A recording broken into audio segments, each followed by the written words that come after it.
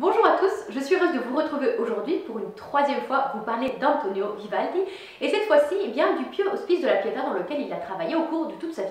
Alors tout d'abord je vous parlerai très rapidement de ce qu'était l'Hospice de la Pietà et puis ensuite nous parlerons des opportunités que cela a permis à Vivaldi dans sa carrière de musicien. Alors tout d'abord, ça fait partie des 4 hospices de charité qui ont été fondés pour s'occuper des enfants. L'Hospice de la Pietà avait pour vocation de s'occuper des enfants nés de liaisons illégitimes et qui avaient été abandonnés par leur mère. L'enfant déposé dans la niche, la scafetta, était repris, il était baptisé, on lui donnait un prénom, il était marqué au fer rouge, ce qui peut paraître assez barbare mais qui permettait en fait de retrouver l'enfant, puisque tout de suite on allait le confier à une nourrice, alors à l'extérieur de la ville, on le confiait à une famille dans laquelle il vivait jusqu'à l'âge de ses 10 ans. À l'âge de 10 ans, l'enfant réintégrait la Pietà et à ce moment-là, les garçons et les jeunes filles apprenaient un métier qui allait leur permettre, en sortant à l'âge de 18 ans, de pouvoir gagner leur vie du travail de leurs mains. Certaines des jeunes filles qui réintégraient la Pietà à l'âge de 10 ans, par rapport à des aptitudes musicales, allaient faire partie de l'ensemble instrumental et vocal de la Pietà qui allait en fait servir la liturgie quotidienne de l'établissement. Alors il y avait les litanies à la Vierge quotidienne, et puis ensuite il y avait les vêpres et la messe le dimanche et les jours d'obligation. Il n'y avait évidemment pas que cela, puisque rapidement il y eut également tous les engagements chez les patriciens romains, les patriciens vénitiens, excusez-moi. Il y eut également les concerts exceptionnels qui étaient donnés lorsque des grands dignitaires venaient à Venise et qu'ils allaient venir visiter l'hospice de la Pietà. Et ces choses-là, ces concerts exceptionnels, eux, avaient vraiment pour but de donner tout le rayonnement à la Pietà, mais également de faire entrer des subsides via des mécènes. Les subsides permettaient d'une part de faire vivre l'établissement, mais également de doter les musiciennes qui, à l'âge de 40 ans, pouvaient décider soit de se marier, soit de devenir religieuses, mais qui dans tous les cas avaient besoin d'une dot. Donc c'était ces subsides qui étaient gagnés au cours de tous ces concerts qui allaient servir pour leur vie future. La vie à la Pietà était une vie extrêmement rigoureuse, on parlait d'une vie quasi monacale. L'organisation du temps était très rigoureuse, mais également l'organisation hiérarchique. À l'âge de 10 ans jusqu'à l'âge de 16 ans, on avait les débutantes. De 16 ans à 22 ans, c'était les actives qui travaillaient dans le chœur et dans l'ensemble instrumental. Et puis ensuite, à partir de l'âge de 22 ans, si elles étaient, les meilleures d'entre elles étaient maestres, ça veut dire qu'elles avaient la charge de s'occuper des plus jeunes, mais elles pouvaient également s'occuper de donner des cours, d'enseigner des jeunes filles extérieures à l'établissement. À l'âge de 40 ans, elles pouvaient décider de se marier ou de devenir religieuses, et puis les autres restaient au sein de l'hospice jusqu'à la fin de leur vie. Tout cela évidemment se faisait sous le regard de l'administration mi-laïque, mi-religieuse, dans laquelle les patriciens vénitiens avaient une grande part. C'est dans ce contexte-là que Vivaldi va connaître son premier poste et puis va vivre quasiment pendant toute sa carrière, puisque le 1er septembre 1703, il va y avoir la fonction de prêtre et également la charge de maître d'instruments. Il est à cette époque-là encore chez ses parents, il travaille encore beaucoup avec son père, et l'opportunité que va lui donner la Pietà, c'est d'avoir un ensemble instrumental à sa disposition pour lequel il va pouvoir composer. Évidemment, il va également développer ses talents de pédagogue, mais surtout, vous vous rappelez qu'au début de sa carrière, et puis tout au long de sa carrière, mais dès 1704, on va avoir les premières publications de Vivaldi de musique instrumentale, on peut penser que l'Hospice de la Pietà a été important pour lui, pour avoir à ses dispositions un ensemble qui puisse interpréter ses œuvres. Quelques années après seulement, en 1709, Vivaldi n'est pas réintégré au sein du Pio Hospice de la Pietà, il n'est pas réélu. Pendant 2 ans, il va être sans poste, et puis en 1711, il va être réintégré. Mais à ce moment-là, ça va devenir un petit peu différent, puisque Francesco Gasparini, qui a en charge le chœur, va progressivement s'éloigner, jusqu'à partir définitivement en 1713. À ce moment-là, il est vainement attendu, et donc Vivaldi va se voir confier certaines de ses missions, puisqu'il n'est pas remplacé. Alors on ne sait pas, on n'a pas de témoignage de l'impact qu'a eu Francesco Gasparini sur Vivaldi. On ne sait pas s'il fut un maître inspirant, puisqu'on sait qu'il était très grand pédagogue, très grand compositeur, il avait vraiment une renommée, un très grand rayonnement. On ne sait pas si cette présence à côté de Vivaldi était plutôt inspirante, plutôt étouffante. En tout cas, son départ a permis à Vivaldi de prendre une place très importante, puisqu'à partir de ce moment-là, il va commencer à composer pour le chœur. Alors là, on a un témoignage, on a quelques témoignages, mais ils sont finalement assez rares et c'est pas facile de savoir ce que Vivaldi a exactement composé pour le chœur de la Pietà. En tout cas, en 1715, on a un document administratif de la Pietà rémunérant en fait Vivaldi pour le travail qu'il a fait pour le chœur en l'absence du maître de chœur. Par la même occasion, eh bien, on fait état de l'effet notoire de l'enseignement de Vivaldi sur les jeunes filles. Et donc, on n'arrive pas vraiment à comprendre pourquoi, eh bien, quelques 2 années après, Vivaldi ne sera à nouveau pas réélu au sein de la Pietà. Ce qui est certain, c'est que maintenant, eh bien, on sait Vivaldi a composé pour le chœur. Parmi les œuvres, alors je vous dis, il est très difficile de savoir exactement quels manuscrits sont à concéder à la Pietà, puisque parfois, il n'y a pas souvent d'annotation. Parfois, on a des parties qui sont marquées dal tenor, donc on ne sait pas si c'est un ténor qui va chanter, puisque on sait aussi que certaines jeunes filles de la Pietà eh bien, étaient justement qualifiées de jeunes filles qui chantaient la partie de ténor. Donc c'est pas toujours facile, les spécialistes se penchent et sont toujours très forts quand même pour réussir à trouver des pistes. Ce qui est certain, c'est que l'on pense on pense de façon très certaine que le Magnificat Hervé 610 qu'il a composé, le premier qu'il a composé, a été composé eh bien, pour les jeunes filles de la Pietà. On lui donne une date approximative entre 1720 et 1730. Donc je vais tout de suite vous faire entendre eh bien, un passage de ce Magnificat.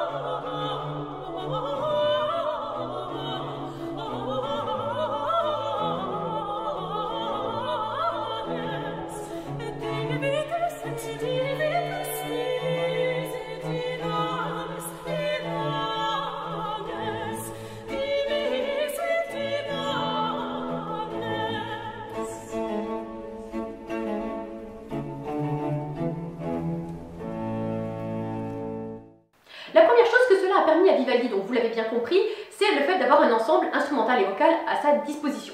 La deuxième chose, eh ben, c'est de participer au rayonnement d'un établissement qui avait une place très importante à Venise. D'une part, tout haut dignitaire, tout prince qui faisait, tout roi, enfin toute personnalité d'exception qui passait à Venise se voyait proposer un passage à Venise pour entendre les jeunes filles. On pouvait les entendre au cours des vêpres, on pouvait les entendre au cours d'oratorio, au cours de motets, au cours de concerts un petit peu exceptionnels qui étaient donnés pour leur venue.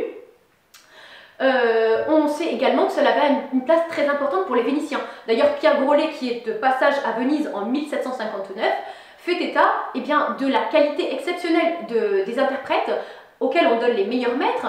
Il fait également état eh bien, de l'attrait des Vénitiens pour cet hospice en disant que l'oratorio a finalement remplacé les vêpres du dimanche soir dans la place liturgique, on pourrait dire, pour les Vénitiens. Mais il fait également état de l'ambiguïté eh bien, de cette formation, puisque certaines œuvres étaient vraiment composées eh bien, pour des actrices, hein, on peut le dire, c'était le cas des oratorios, c'était également le cas des motets qui étaient vraiment faits pour mettre en valeur la qualité de la voix. Et Pierre Grolet s'étonne en fait de cette formation, de cette vie monacale extrêmement rigide, et puis à côté eh bien, de cette formation en disant qu'elle est plus propre à former des laïs et des aspasies, donc des courtisanes, que des religieuses ou des mères de famille. Alors parmi les œuvres qui ont eu une place très importante dans le rayonnement de Venise, eh bien c'est la Judith triomphante. La Judith triomphante, elle est donnée en novembre 1726. En fait, il va y avoir une grande victoire cette année-là, puisqu'on est en guerre contre les Turcs. Venise va prier jour et nuit pour une victoire, et la victoire de Corfou va arriver comme un grand soulagement. À ce moment-là, eh bien, à la chapelle du Doge, on va chanter un Tédéum, et puis dans l'hospice de la Pietà, quelques mois plus tard, eh bien, on va faire représenter cette Judith triomphante, eh bien, qui est plus finalement une œuvre politique qu'une œuvre sacrée. D'ailleurs, le titre lui-même dit « Oratorio militaire sacré ». Donc voilà, on voit l'importance qu'a revêtue eh bien, cette Judith triomphante, surtout quand on connaît l'histoire de Judith qui vient délivrer son peuple, la fragilité, la beauté qui sont assimilées à Venise et qui a été en fait favorisée par Dieu puisqu'elle a eu confiance. Je vous fais tout de suite entendre un passage de cette Judith triomphante.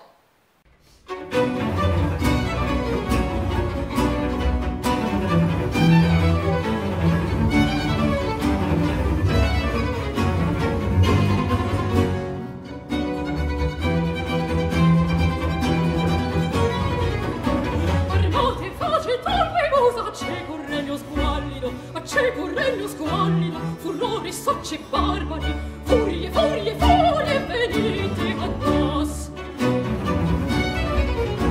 Remate face, tongue e musa, acceco un regno squallido, remate.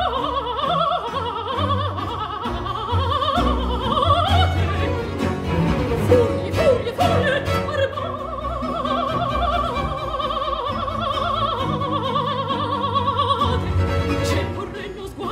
armate face tabuebus, furore socce barbari, furore socce barbari, furie, furie, furie, armate, venite a nos.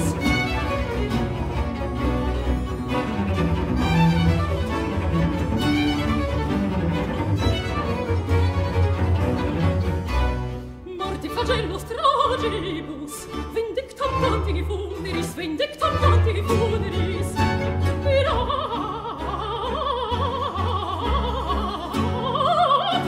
pirata nostra pectora, dulces dulceste vos. Vindictam antichi funeris, pirata nostra pectora, morti flagello stragibus, dulces, dulcete vos, dulcete vos.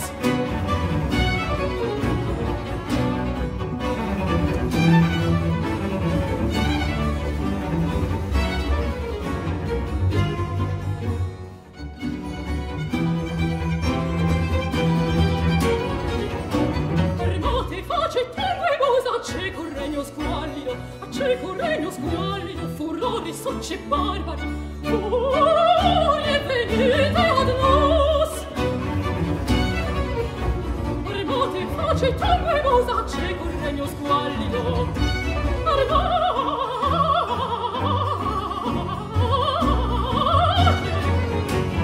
Furie, furie, furie,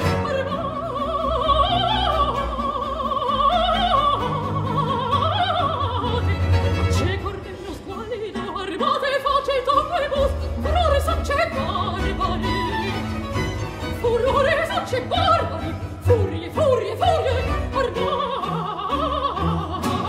venite a nos.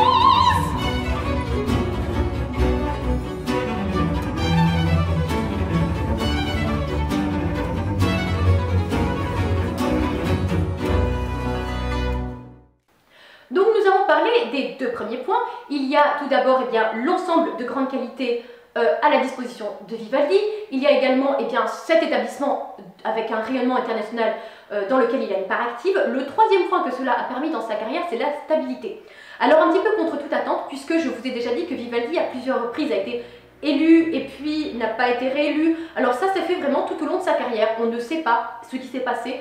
En tout cas, on sait que Vivaldi très régulièrement a dû s'éloigner de la Pietà, mais en permanence il a continué, même en étant éloigné, eh bien, à composer de façon exceptionnelle, à recevoir des commandes de la part de l'institution.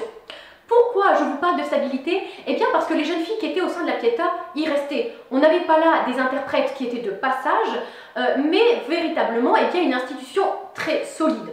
Je vous l'ai dit, les jeunes filles rentraient à 10 ans, certaines pouvaient décider de partir à 40 ans et certaines n'en partaient pas. Pour vous donner un des exemples les plus marquants, eh bien, celle qu'on appelle l'Anna Maria del Violino, donc à qui on donne son prénom et puis à côté le nom de l'instrument qu'elle joue de façon principalement, eh bien cette jeune fille, elle est rentrée alors que Vivaldi connaît son premier poste et elle est morte à la Pietà à l'âge de 86 ans, donc bien après que Vivaldi lui-même soit parti de l'établissement.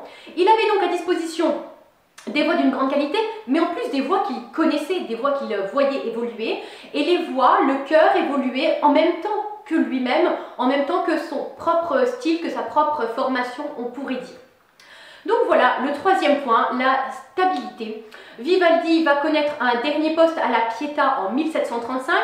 Celui-ci se terminera, cet engagement prendra fin en 1738. Après, Vivaldi restera 2 années à Venise avant de partir pour Vienne. Je vous ai déjà parlé de ce dernier passage de sa vie où il va vouloir donner un dernier souffle à sa carrière et finalement, dernier souffle qui n'aura pas lieu puisque 2 ans après, il mourra un petit peu dans l'anonymat à Vienne. En tout cas, pendant ces 2 ans, au cours desquels il continue à vivre à Venise mais sans travailler pour la Pietà, eh bien, il va composer un dernier Magnificat, il en aura composé 4 en tout. Celui-ci, RV 611, a plusieurs points communs avec le premier Magnificat qu'il a composé entre 1720 et 1730. Et il est donc l'exemple, eh bien, encore une fois, de ce que Vivaldi, aussi bien dans le sacré que dans le profane, eh bien, remettait en permanence son travail sur le métier pour le faire évoluer en fonction des voix qu'il avait à disposition, en fonction des ensembles qu'il avait à disposition, en fonction des goûts du public et de son évolution, puisque vous savez, eh bien, les goûts du public évoluent aussi très vite à cette époque-là. Donc voilà, je vais vous faire entendre eh bien, le Magnificat Anima mea Dominum, mon âme exalte le Seigneur, qui est l'introduction à ce magnifique Magnificat. Et puis je vous retrouve bientôt pour vous parler une dernière fois de Vivaldi. Je vous laisse le plaisir d'entendre ce merveilleux passage.